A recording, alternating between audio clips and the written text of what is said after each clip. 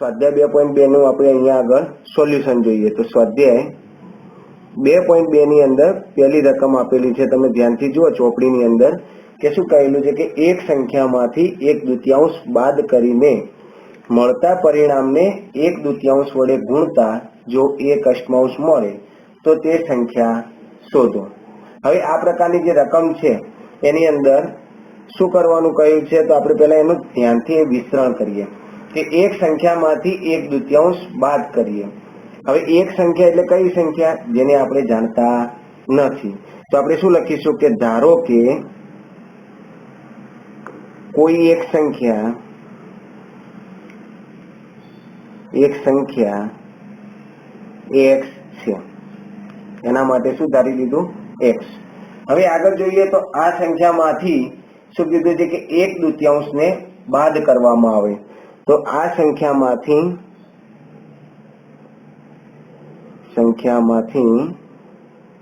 1/2 બાદ કરતા હવે તમે જોશો કે x માંથી એટલે કે કોઈ એક સંખ્યા હતી આપણી x, એમાંથી 1/2 ને બાદ કરવાનું કહ્યું છે તો x ઓછા 1/2 આપણને મળે। હવે બાદ કરીને પરિણામને 1/2 વડે ગુણવાના છે, એટલે કે આ જે પરિણામ આપણને મળ્યું છે એને 1/2 વડે ગુણવાની વાત કરી છે। તો આપણે જોઈએ અહીંયા આગળ કે આ પરિણામને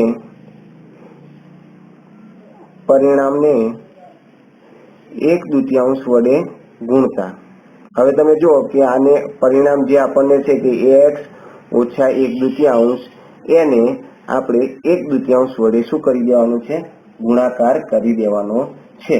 તો એના ગુણવા પછી આગળ રકમમાં શું કીધું છે કે જો 1/8 મળે એટલે કે પરિણામ આપણને શું મળે છે 1/8 મળે છે, તો આના આધારે આપણું શું બની જશે સમીકરણ। તો દાખલા તરીકે અહીંયા આગળ જોઈએ કે સમીકરણ કઈ રીતનું તો 1/2 કૌંસની અંદર x ઓછા 1/2 અને પરિણામ આપણને 1/8 મળે છે, તો આ આપણું શું બન્યું સમીકરણ થયું। હવે આ સમીકરણના આધાર ઉપરથી આપણે શું શોધવાનું છે એનો ઉકેલ। તો આપણે જોઈએ કે 1/2 કૌંસની અંદર x ઓછા 1/2 બરાબર 1/8 આપણે આ લખી દઈએ। હવે એના પછી તમે જુઓ કે સૌથી પહેલા x ની કિંમત શોધવા માટે આપણે x ઓછા 1/2 પહેલા રાખીએ, હવે 1/8। હવે અહીંયા આગળ બે શેમાં હતા ભાગ્યામાં છે, તો જ્યારે બરાબર ચિહ્નની પેલી બાજુ લઈ જવામાં આવે તો 2 એ ભાગ્યામાં હોય તો ગુણ્યામાં જાય, ગુણ્યાકારમાં હોય તો ભાગાકારમાં જાય। તો આપણે એ અગાઉ આપણે સમજ લીધેલી છે, તો અહીંયા આગળ આપણે જોઈએ તો 2 એ ગુણાકારની ક્રિયામાં જશે, ભાગાકારમાં છે માટે, તો અહીંયા ભાગ ચાલે છે 4 × 2 8 એટલે 2 અને છેદના 2 ઉડી જશે। તો વધ્યું શું પરિણામ આપણી જોડે તો x ઓછા 1/2 બરાબર 1/4। આ રીતનું આપણી જોડે પરિણામ વધે છે। હવે x ની કિંમત શોધવા માટે x બરાબર 1/4, આ -1/2 છે એ આપણે જમણી તરફ લઈ જઈએ તો સમજ જશે પ્લસની અંદર 1/2 થશે। હવે તમે જુઓ કે x બરાબર નીચે છેદ સરખા નથી તો બંનેમાંથી લસા લેવું પડશે। તો અહીંયા આગળ જુઓ કે લસા લઈએ કે x બરાબર નીચે છેદમાં 4। હવે અહીંયા તો નીચે છેદમાં 4 છે જ, તો ઉપર અંશમાં 1, અહીંયા 2 છે તો 2 ને કેટલા વડે ગુણવાથી 4 થાય તો 2 ને 2 વડે ગુણવાથી 4 થાય, તો ઉપરની સંખ્યાને 2 વડે ગુણવા પડે તો 2 એકા 2। તો હવે આપણી જોડે થયું x બરાબર 2 અને 1 3/4 એ આપણી સંખ્યાનો શું છે ઉકેલ મળશે। તો આ આપણું થયો ઉકેલ। હવે બીજી રકમને આપણે જોઈએ ધ્યાનથી। હવે બીજી રકમની અંદર શું કહ્યું છે કે એક લંબચોરસ સ્વિમિંગ પુલની પરિમિતિ 154 મીટર છે। હવે આ પ્રકારનું એક ઉદાહરણ પણ આપણે અગાઉના વિડીયોની અંદર આપણે જોયેલું છે કે એક લંબચોરસ સ્વિમિંગ પુલની પરિમિતિ 154 મીટર છે, જો તેની લંબાઈ તેની પહોળાઈના બમણાથી 2 વધારે હોય તો સ્વિમિંગ પુલની લંબાઈ અને પહોળાઈ શોધો। હવે આની અંદર આપણને શબ્દો જે છે એને બરાબર સમજવાના છે। તો સૌથી પહેલા અહીંયા આગળ જોઈએ તો લંબચોરસની પુલની પરિમિતિ તમને આપી દીધેલી છે। હવે જો તેની લંબાઈ તેની પહોળાઈના બમણાથી 2 વધારે હોય તો સૌથી પહેલા આપણે ધારવું પડશે પહોળાઈ, કે પહોળાઈને આપણે જાણીશું ત્યારે એના બમણા કરી શકાય. તો અહીંયા આગળ લખીએ તો લંબચોરસ સ્વિમિંગ પુલની પહોળાઈ, લંબચોરસની પહોળાઈ ધારો કે x છે, બરાબર. હવે તેના આગળના શબ્દો જોઈએ તો તેની લંબાઈ પહોળાઈના બમણાથી, એટલે કે લંબાઈ માટે આપણે જોઈએ તો લંબાઈ જે છે તો લંબાઈ x ના બમણા, એટલે કે x ગુણ્યા 2, એટલે શું મળશે આપણને 2x મળશે. તો બમણાથી 2 વધારે છે તો 2 મીટર બીજી વધારે છે એટલે +2 થાય. તો એ આપણી આ બની લંબાઈ, આ થઈ પહોળાઈ. તો હવે આગળની વાત કે હવે એની પરિમિતિ આપી દીધી છે, હવે લંબાઈ અને પહોળાઈ આપણે શોધવાની થશે. તો હવે જોઈએ તો પરિમિતિનું આપણને સૂત્ર ખબર છે લંબચોરસની, કે લંબચોરસની પરિમિતિ બરાબર સૂત્ર થશે લંબચોરસની પરિમિતિ બરાબર 2 કૌંસમાં લંબાઈ વત્તા પહોળાઈ. આ સૂત્રનો ઉપયોગથી આપણે શોધી શકીએ. હવે અહીંયા આગળ આપણે આ પદને આગળ લઈ જઈએ છીએ, એટલે કે 2 કૌંસની અંદર લંબાઈ જે આપી છે આપણે લખી દઈએ 2x વત્તા 2 આપણે લખી દીધી, વત્તા પહોળાઈ કેટલી ધારી છે આપણે x, તો આપણે આ લખી દઈએ. હવે આગળ ચાલીએ કે પરિમિતિ ટોટલ આપી દીધી છે કેટલી, તો 154 મીટર તમને આપી દીધી છે. તો હવે આગળ કે આ બે જે છે એ ગુણ્યામાં છે તો આ બાજુ જશે તો શેમાં જશે, ભાગાકારની ક્રિયામાં થશે. ત્યાં સુધીમાં આપણે કૌંસની ક્રિયા પણ સાથે સાથે લઈ લઈએ કે અહીંયા આગળ 2x છે વત્તા x છે એટલે 2 અને 1x ઉમેરીએ એટલે કેટલા થશે 3x થશે વત્તા 2 થશે. જ્યારે અહીંયા આગળ આપણે 154 અહીંયા આગળ 2 ને શું કરીએ છીએ નીચે ભાગાકારની ક્રિયામાં લાવીએ છીએ. તો અહીંયા આગળ 3x વત્તા 2 બરાબર 154 ને 2 વડે આપણે ભાગાકાર કરીએ તો કેટલા થશે, તો અહીંયા આગળ 77 આપણને મળશે. કેટલા મળશે 77 ગુણ્યા 2 154. તો હવે આગળ ચાલીએ તો 3x વત્તા 2 જે છે એ આપણે 77 ની બાજુમાં લઈ દઈએ તો માઇનસમાં જશે. તો 3x બરાબર કેટલા વધ્યા 75 થયા. હવે આગળ 3x બરાબર 75 તો x બરાબર 75 ભાગ્યા 3, કેમ કે ગુણાકારમાં છે માટે. એટલે અહીંયા આગળ આપણને મળશે x બરાબર 25 ગુણ્યા 3 75 થાય, એટલે કે x બરાબર આપણને 25 મળશે. તો આ આપણી માત્ર શું મળી છે કે x બરાબર જે 25 મળે એ પહોળાઈ મળી. આપણે લંબાઈ શોધવાની બાકી છે. તો લંબાઈ કેટલી હશે, તો લંબાઈ માટે આપણે શું ધાર્યું કે પહોળાઈના બમણા, એટલે કે 2x વત્તા 2 આપણે ધાર્યા હતા. તો પહોળાઈ x ની કિંમત મૂકી દઈએ 25 વત્તા 2 એટલે અહીંયા થશે 25 દુ 50, 50 વત્તા 2 એટલે કેટલા થશે 52 થશે. તો એની લંબાઈ અને પહોળાઈ આપણે અહીંયા આગળ મેળવી લીધી કે પહોળાઈ જે છે એ 25 થશે જ્યારે લંબાઈ જે છે 52 થશે. તાળો મેળવવો હોય તો પણ મેળવી શકાય કે જેને લંબાઈ અને પહોળાઈ એ પરિમિતિના સૂત્રની અંદર મૂકી અને આપણે જોઈએ તો 154 આપણને મળી જશે. હવે દાખલા નંબર 3 ને આપણે જોઈએ ધ્યાનથી. તેની રકમ જે છે એને સમજીએ કે એક સમદ્વિબાજુ ત્રિકોણના પાયાનું માપ 4/3 સેમી છે.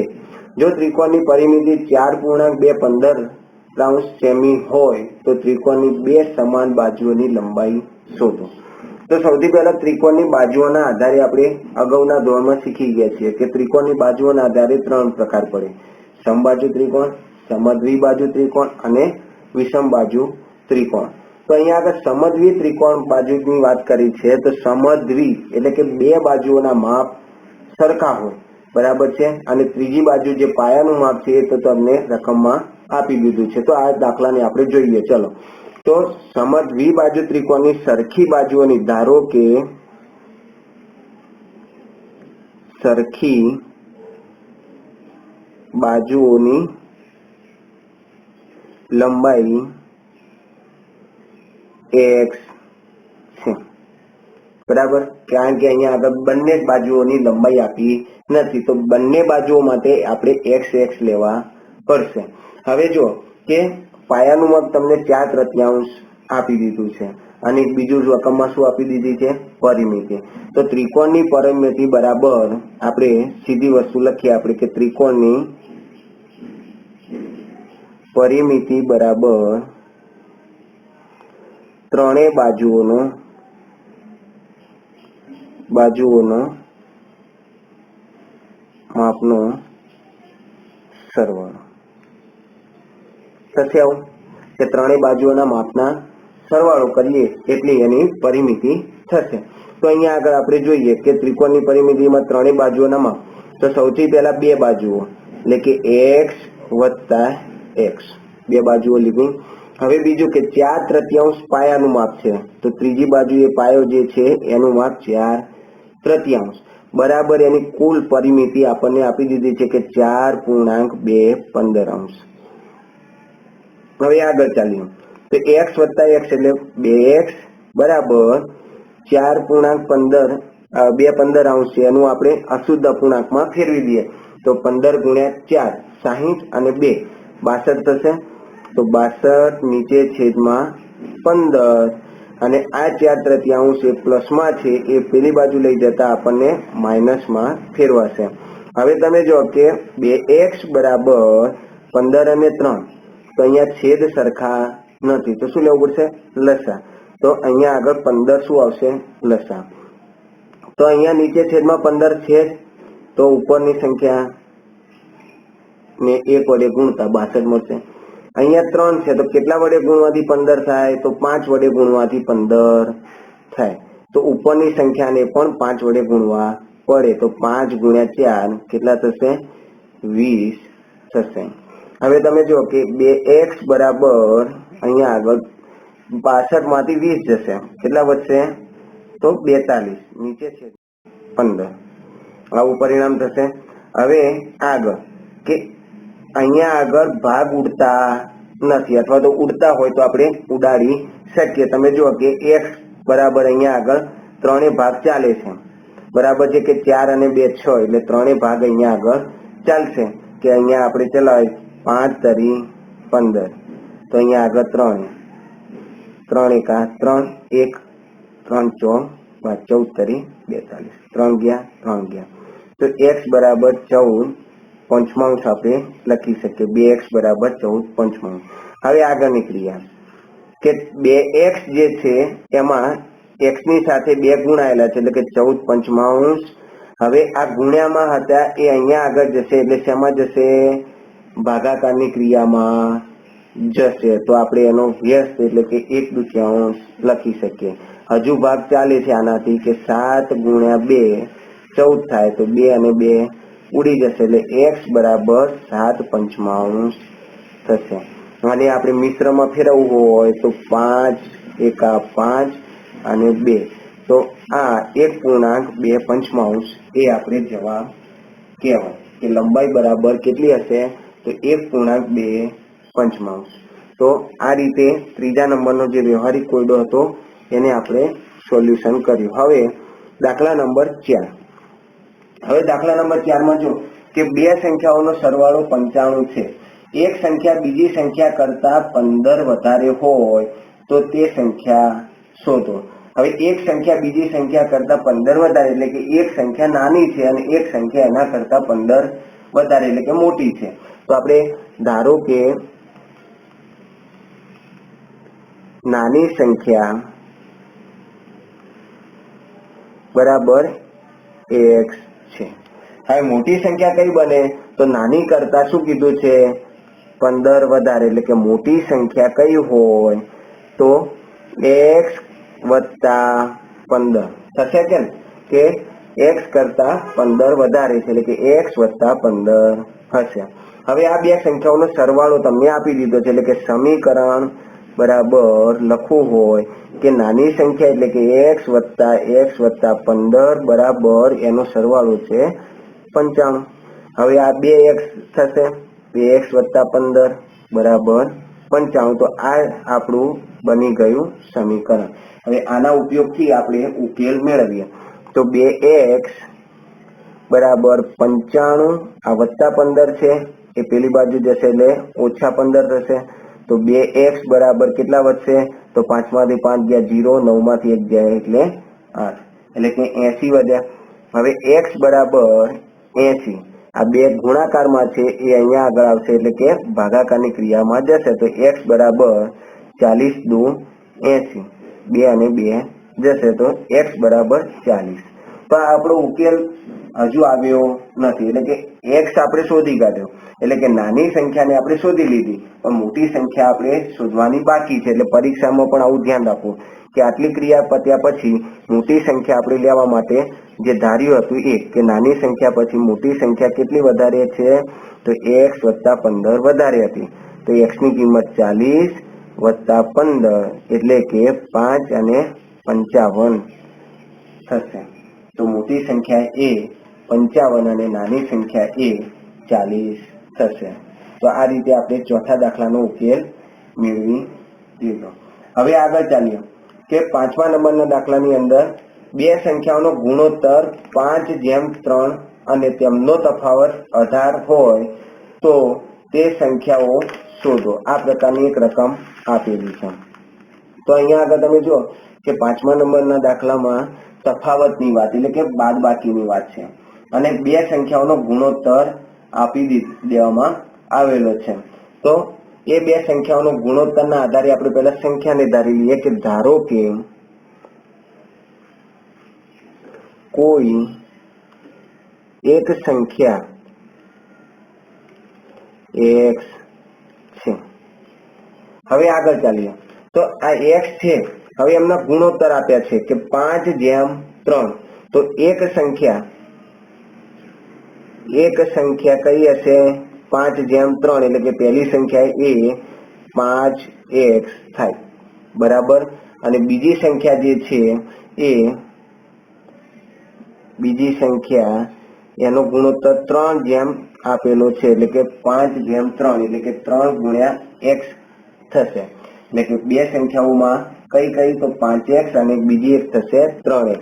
હવે તેમનો તફાવત 18 છે એટલે કે 5x માંથી જ્યારે 3x ને બાદ કરવામાં આવે છે ત્યારે 18 મળે છે. આ તો બિલકુલ સાદો અને સરળ દાખલો છે કે 5 માંથી 3 જશે એટલે કે કેટલા વધશે 2 વધશે તો 2x બરાબર 18. હવે x બરાબર આ ગુણાકારમાં છે એ આ બાજુ જશે એટલે ભાગાકારની ક્રિયામાં એટલે કે 9 ગુણ્યા 2 18 થાય તો x બરાબર એની કિંમત આપણને મળશે 9. તો એ આપણો અહીંયા આગળ x ની કિંમત આપણે મેળવી લીધી. હવે ગુણોત્તરના આધારે બંને સંખ્યાઓ કઈ છે એ શોધવાની બાકી છે. તો તમે જો કે પહેલી સંખ્યા માટે આપણે શું લીધું હતું કે એક સંખ્યા કઈ હશે તો પહેલી સંખ્યા 5x આપણે લીધી તો 5 ગુણ્યા x ની કિંમત 9 તો 5 9 45 એટલે 45 એ એક સંખ્યા છે. બીજી સંખ્યા કઈ હશે તો બીજી સંખ્યા માટે આપણે 3x હતો તો 3 ગુણ્યા 9 એટલે 9 ગુણ્યા 3 27 થાય. હવે તમે તાળો મેળવવો હોય તો 45 માંથી 27 ને બાદ કરીને જોઈ લેજો તો તમને પરિણામમાં 18 જ મળશે. તો આ રીતે આપણે કુલ પ્રશ્નનો ઉકેલ મેળવી શકીએ છીએ. હવે આગળની વાત કરીએ તો જો 3 ક્રમિક પૂર્ણાંક સંખ્યાઓનો દાખલા નંબર 6 તો 3 ક્રમિક પૂર્ણાંક સંખ્યાઓનો સરવાળો 51 હોય. કેટલો છે 51 હોય તો તે સંખ્યાઓ શોધો. તો જ્યારે કોઈ પણ આવા પ્રકારના 3 ક્રમિક શબ્દના દાખલા હોય ત્યારે સીધી વસ્તુ કે પહેલી ક્રમિક સંખ્યા એટલે કે x. હવે કોઈ પણ દાખલા તરીકે સંખ્યા હોય કે 11 હોય તો એના પછીની ક્રમિક લેવી હોય તો કઈ રીતે લેવાય તો 11 માં 1 ઉમેરે એટલે આપણને 12 મળે. દાખલા તરીકે કોઈ 20 લઈએ તો 20 પછીની ક્રમિક સંખ્યા ક્યારે મળે કે 20 માં 1 ઉમેરો એટલે 21 મળે. પછીની ક્રમિક કીધી હોય તો 21માં બીજા એક ઉમેરો અત્યારે 22 મળે. તો આ રીતે આપણે ધારતી વખતમાં પણ આવું જોવાનું છે કે ભાઈ છઠ્ઠા નંબરનો દાખલો જોઈએ કે 3 ક્રમિક પૂર્ણાંક સંખ્યાઓનો સરવાળો 51 હોય તો તે સંખ્યાઓ શોધો. તો પ્રથમ ક્રમિક સંખ્યા, તો ધારો કે પ્રથમ ક્રમિક સંખ્યા x છે, બરાબર. હવે બીજી ક્રમિક સંખ્યા માટે બીજી ક્રમિક સંખ્યા એટલે કે x વત્તા 1, કારણ કે એના પછીની સંખ્યા લેવાની થશે. હવે ત્રીજી ક્રમિક સંખ્યા લેવી હોય તો ત્રીજી ક્રમિક સંખ્યા એટલે કે x ની અંદર 2 ઉમેરીએ ત્યારે એના પછીની સંખ્યા મળે. આ રીતે 4 કીધી હોય તો હવે પછી x વત્તા 3 એના પછીની કીધી હોય તો આ રીતે આપણે ક્રમશઃ સંખ્યાઓને લઈ શકીએ છીએ. હવે આ ત્રણેય સંખ્યાઓનો સરવાળો 51 છે. તો આપણે આ ત્રણેય સંખ્યાઓનું શું કરીશું? સરવાળો.